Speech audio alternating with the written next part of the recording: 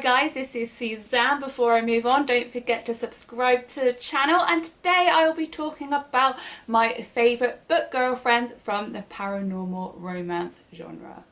So when I talk about my book girlfriends, these are the heroines that really stick in my mind. They're the ones I absolutely love. For me, in some ways, they completely outshine the hero of the book, and I really love them. I can't work out if I want to marry them or be their very best friend. So the first heroine I want to talk about is one who I love and is my favourite across any genre. However, she just happens to be in paranormal romance in The Black Dagger Brotherhood by J.R. Ward. And now J.R. Ward excels at many things. However, writing heroines is not perhaps her forte. She writes a fantastic hero, she writes an intricate plot line. However, sometimes her heroines can kind of fade into the background.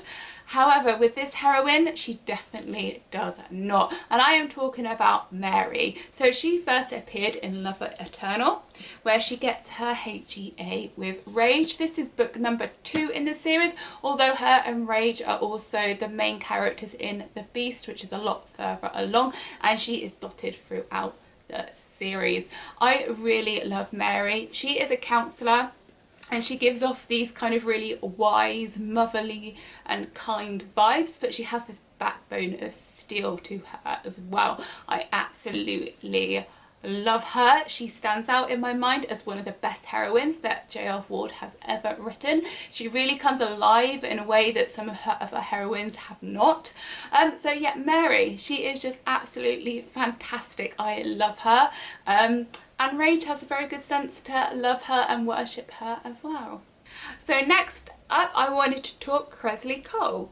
So Kresley Cole has written the Immortals After Dark series, which is a paranormal romance series which has so many fantastic heroines in. If I was saying that J.R. Ward didn't excel at writing heroines, well, Kresley Cole is the complete opposite. She writes some of the best heroines. They are amazing, they are kick-ass, they are strong, and they are exactly what I love.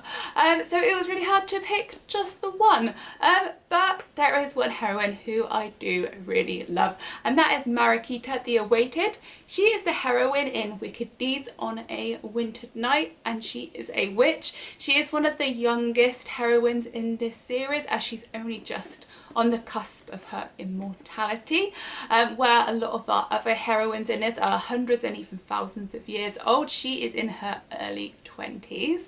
I really liked Maraquita. Although she is young, she knows who she is. She may struggle with what she is supposed to be doing, because she has a lot of expectations upon her at an early age, but she knows who she is. She has self-confidence, and I really love that in her.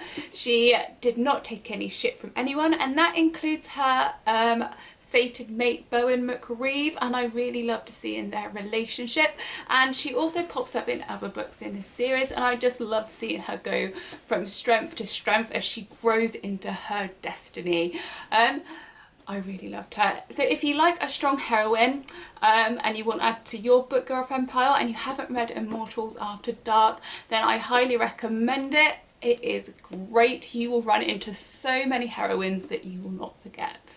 So next up, let's talk about a goddess, shall we? And that is Anya, the Goddess of Anarchy from The Darkest Kiss by Gina Showalter. It is the second in the Lords of the Underworld series, and what I love about Anya is she's got like the arrogance and ego of a hero, only in a heroine, and I loved her. I loved how unapologetic she was. She was chaotic, she was fun, and she really brightened up that book. She is one of my favourite heroines in this series, and it's been going on for a while now, but she is still my number one, so absolutely loved her. Definitely pick up this series, or at least pick up The Darkest Kiss, which is book number 2. She will not disappoint you. So next, let's talk about Nalini Singh. She is one of my favourite paranormal romance authors. I wanted to talk about her Side Changeling and Side Changeling Trinity series. They are sister series, so I picked one heroine from each. So in the Side Changeling world, changelings are basically shifters, and Psi are a type of human who have mental abilities, for example telepathy.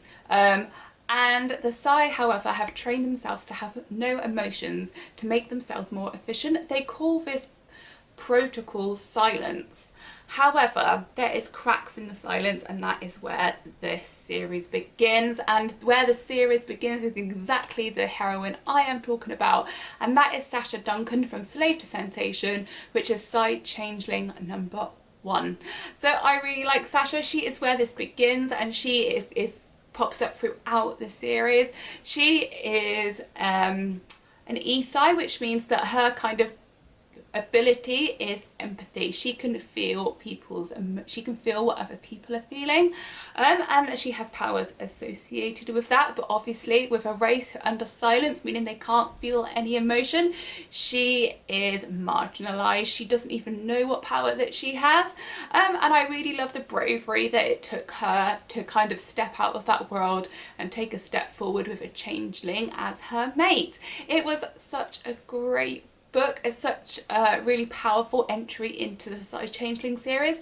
Sasha is a character that you don't forget, and as you see her grow throughout the series and learn about her powers and help other heroines within the series, you can't help but love her more and more. The second heroine I wanted to talk about is from her Psi Changeling Trinity series. Again, it's the first book called Silver Silence, and our heroine is Silver. Again, she is a Psi, but she is a completely different person to Sasha. So where Sasha is kind of warm and kind and giving, Silver is kind of what you expect a Psi to be when you're reading this series. She is perfectly put together, she is beautiful, and she is cold.